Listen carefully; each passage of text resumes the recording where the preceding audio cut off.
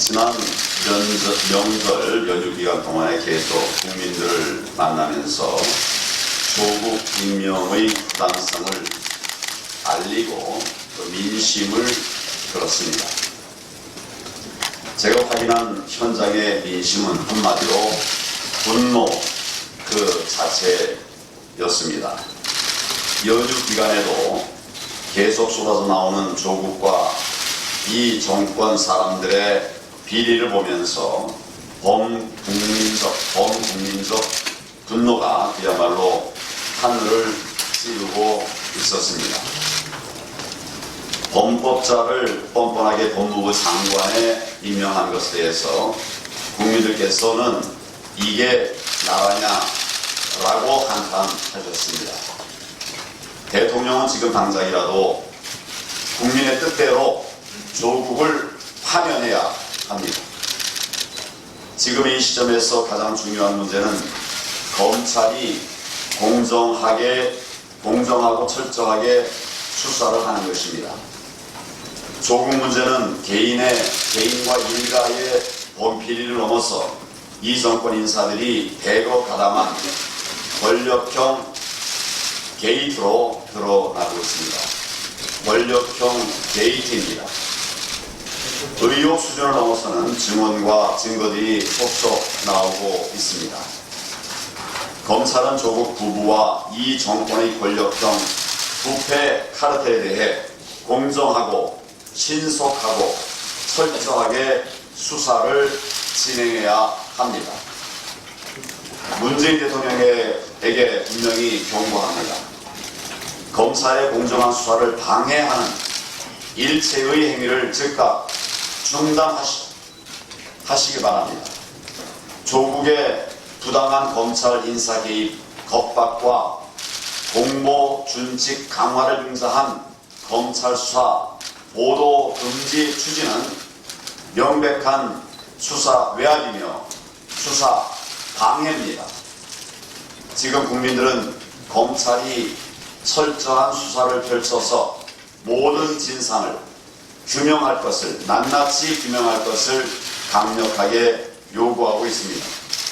그럼에도 대통령이 조국의 수사 방해를 조국에 대한 수사 방해를 계속한다면 그 정치적 책임은 물론 법적 책임까지도 함께 짊어지게 될 것이라는 점을 명심하길 바랍니다. 또한 조국 게이트 장기화로 인한 국정 붕괴에 대한 문재인 대통령과 정부 여당의 책임을 또 얘기하지 않을 수가 없습니다. 그 모든 책임을 져야 할 것입니다. 그렇지 않아도 지금 우리 경제는 대위기에 직면해 있습니다. 민생은 합한 지경에 이르렀습니다. 그런데도 국정을 책임져야 할 이 정권이 오로지 조국 지키기에만 매달리면서 정상적인 국정이 붕괴된 상황입니다. 스스로 국정을 마비시켜 놓은 것입니다. 그래놓고 정쟁 중단, 민생 올인 이런 이야기를 하고 있으니 참으로 어처구니가 없습니다. 그동안 민생을 챙겨온 것이 누굽니까? 그런데 나를 남청한 것이 누굽니까? 그런데 이제 와서 정쟁 중단, 민생 올인, 정말 말도 안 되는 파렴치한 이야기입니다. 결국 지금의 경제 위기와 민생 파탄의 주범은 바로 문재인 대통령과 이 정권입니다. 조국 파면과 문재인 대통령의 사과만이 국정을 정상화하는 첫 걸음입니다. 민생 회복과 경제 위기 극복의 시작이기도 합니다. 이 사실을 명백하게 깨달아야 하겠습니다. 우리 당은 조국 권력형 게이트의 모든 진상을 밝히고 이 땅의 공정과 정의의 가치를 반듯하게 세우기 위해서 국민과 함께 끝까지 맞서 싸울 것입니다. 뜻을 같이 하는 모든 분들과 힘을 합쳐서 반드시 이 정권의 불공정과 불의, 불법을 심판할 것입니다. 문재인 대통령은 지금이라도 조국을 파면하고 대한민국을 원래의 자리로 되돌려놓아야 합니다. 국민의 명령을 무시하고 오만과 독선에 사로잡힌 정권은 결단코 불행한 종말을 맞을 수밖에 없음을 국민의 이름으로 다시 한번 엄중히 경고합니다. 통계 사기극을 중단하고 경제 대전환에 동참해야 합니다. 어제 청와대가 내놓은 일자리 관련 자화자찬은 이 정권이 얼마나 무능하면서도 뻔뻔한지 여실히 보여주고 있습니다. 청와대는 지난달 일자리가 45만 2천 개 늘어났다고 하면서 고용이 양적, 질적으로 크게 개선됐다고 주장했습니다. 도대체 우리 국민들을 얼마나 우습게 알면은 이런 터무니없는 가짜뉴스를 내놓는 것입니까? 이 문제에 관해서는 잠시 뒤에 우리 김광림 최고위원님께서 상세하게 말씀드릴 것이기 때문에 제가 그 상세한 내용은 말씀을 드리지 않겠습니다. 그러나 문재인 대통령 부중궁궐 청와대에 앉아서 왜곡된 통계만 보고 받고 있을 상황이 아니라는 점은 명백하게 말씀드려야 하겠습니다. 대통령이 직접 국민들의 일자리 현장을 찾아가 보시기를 바랍니다.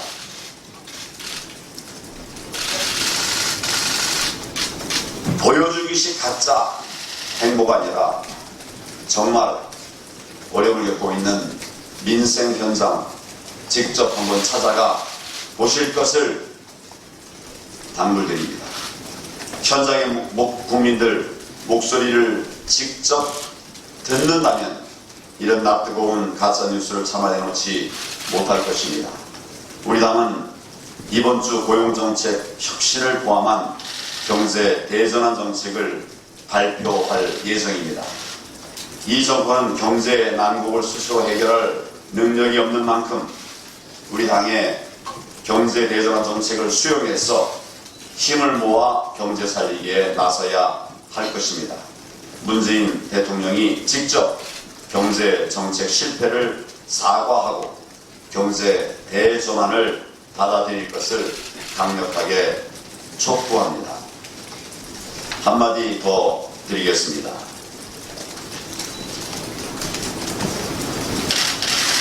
문재인 대통령께서 다음 주 유엔 총회 참석차 방미합니다. 한미 정상회담을 가질 계획이라고 발표하기도 했습니다.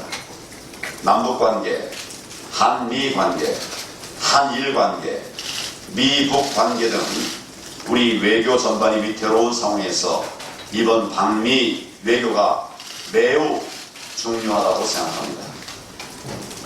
무엇보다 이번 한미 정상회담을 통해서 한미 동맹 균열에 대한 우려를 반드시 해소해야 합니다. 이것이 첫 번째 과제입니다. 또한 북핵 폐기라고 하는 절대적 목표를 이루기 위해서 한미는 물론 국제사회와 강력한 공조를 다시 확인해야 합니다. 하지만 솔직히 걱정이 앞섭니다. 문재인 대통령은 바로 며칠 전 추석에도 남쪽 정부라고 하는 도저히 묵과할 수 없는 발언을 했습니다. 이는 위헌적 발언입니다. 우리 헌법상 국호는 대한민국입니다. 우리 헌법상 국호는 대한민국입니다. 남쪽이 아닙니다. 우리 헌법의 명칭도 대한민국 헌법입니다.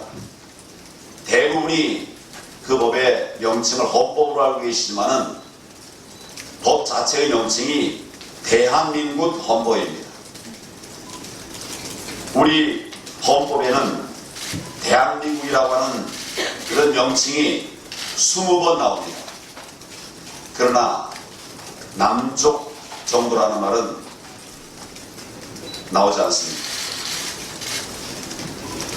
남한이라는 말 한 번도 나오지 않습니다. 그런데 남쪽 정부라니 반헌법적 발언입니다.